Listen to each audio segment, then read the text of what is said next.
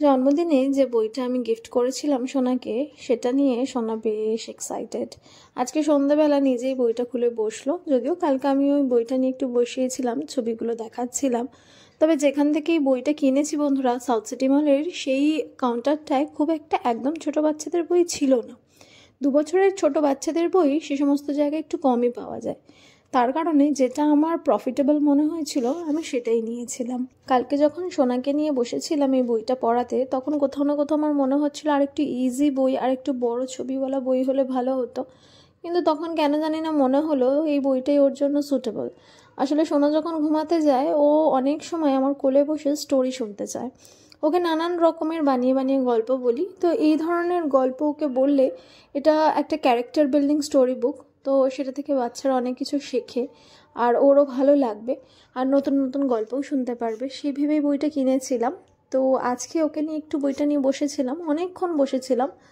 তো তারপর সোনা বেশ বইটা এনজয় করছিল দেখে আমার ভালো লাগলো। তারপরে একটু চা বানিয়েছিলাম।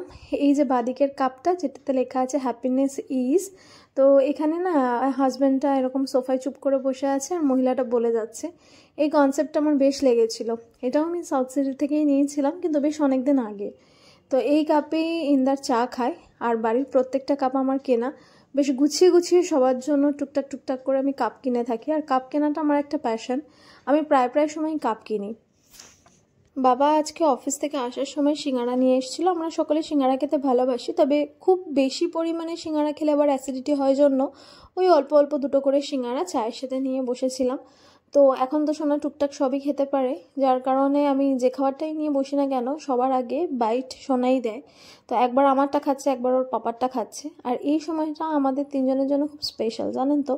প্রত্যেকদিন সন্ধ্যাবেলা চা করে একটুখানি কিছু, কখনো হয়তো বিস্কিট, কখনো হয়তো একটু ঝুড়ি ভাজা, কখনো হয়তো সিঙ্গাড়া বা কখনো অন্য কিছু, এটা নিয়ে যখন বসি তিনজনে মিলে, তখন মনে হয় এটাই সারাদিনের মধ্যে বেস্ট টাইম। এই টাইমে আমরা তিনজনে বসে একে অপরের সাথে গল্প করি, তারপর আবার সবাই যে যার মতো কাজে ব্যস্ত হয়ে যাই। তো এই টাইমটা আমরা কেউ মিস করি না। প্রত্যেক দিন যে যেখানেই বিজি হই না কেন, এই সন্ধেবেলা টি টাইমটায় আমরা তিনজনে একসাথে হই। আর এখন জানেন তো, আমার ছেলে মাত্র 2 বছর বয়স, ওকে ডাকতে লাগে না, ও নিজের থেকে এসে বসে পড়ে। ও জানে যে এই টাইমটা আমার মা আর পাপার সাথে বসার সময়, অন্য কোথাও যাওয়ার টাইম নয়। তো সেই জন্য ও নিজের থেকে এসেই আমাদের সাথে বসে পড়ে। আজকে একেবারেই ঠান্ডাটা কমে গেছে, কিন্তু হলে হবে কি, আমার প্রচণ্ড পরিমাণে ঠান্ডা লেগেছে। নাক দিয়েও জল পড়ছে আর তার সাথে সাথে চোখ দিয়েও জল পড়ছে। এত শরীরটা খারাপ, তারপরেও কাজকর্ম তো থেমে থাকবে না বন্ধুরা, কাজকর্ম করতেই হবে। তো সমস্ত কাজ গুছিয়ে শুধু রাত্রিবেলা অল্প একটুখানি তরকারি বানানো রয়ে গেল। ভাবলাম আজকে যখন শরীরটা খারাপ, নিজেকে একটু স্পেশাল ফিল করাই। তরকারিটা একটু পরে করলেই চলবে, সেজন্য ভাবলাম যে একটু বসে একটু শশা কাটি আর খাই।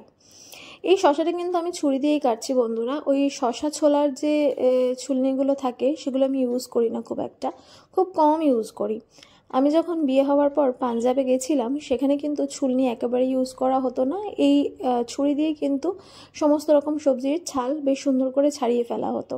আমি প্রথম প্রথম পারতাম না, অনেকটা বেশি বেশি কেটে ফেলতাম, তারপরে শাশুড়ি মা হাতে খড়ি দিতে। এখন কিন্তু আমি ছুরি দিয়েই ভালো কাটতে পারি, ছোলনা দিয়ে আমার মনে হয় একটু বেশি পরিমাণ ওয়েস্টই হয়ে যায়। তো এখনও বসে বসে সেটাই করছিলাম। আমরা ফল খেতে খুব ভালোবাসি, আর আমার ছেলেও খুব ভালোবাসে। তবে যেহেতু আমার ঠান্ডা লেগেছে, কোনো ফলই খেতে পারছি না। এই শীতের দিনে একটুখানি কমলা লেবু বা আপেল ঠাপেল খেলে ভালোই লাগে দুপুরের সময়টায়, কিন্তু সবাই খেলেও আমি বন্ধুরা খেতে পারি না। আমার একটা ঠান্ডা লাগার ধাঁচ আছে।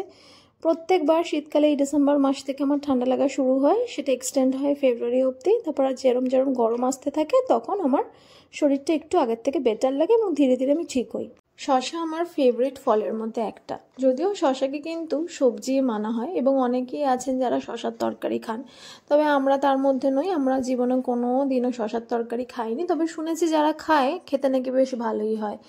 আমার বাড়িতে আমার বাবার ডায়াবেটিস, তাই জন্য শশাটা একটু বেশি পরিমাণেই খাওয়া হয়। তবে আজকে যখন শশাটা খাচ্ছিলাম, তখন জানতে পারলাম শশার দাম নাকি বেড়ে গেছে। আগে 40 টাকা কিলো ছিল, এখন নাকি 80 টাকা কিলো হয়ে গেছে। তবে সেই অনুযায়ী শশার টেস্ট একেবারেই নেই বললে চলে। প্রথমে ভাবলাম একটু নুন মাখিয়ে খাবো, তারপর বললাম ধুর, যেরকম আছে সেরকমই খাই, তো শরীর একেবারে নুয়ে পড়ছে, ভালো লাগছে না, একটু কিছু খেয়ে ওষুধটা খেলে একটু ভালো লাগবে। ও মা, খেতে খেতে ভাবছি এ কিরকম শশা। এখনকার সত্যিকারের বন্ধুরা জিনিসের দাম যে হারে বাড়ছে সেই অনুযায়ী খাবারের স্বাদ কিন্তু কমতে থাকছে। এই শশাটার বিন্দুমাত্র স্বাদ নেই, একেবারে মিষ্টি নয়, যেমন তেমন।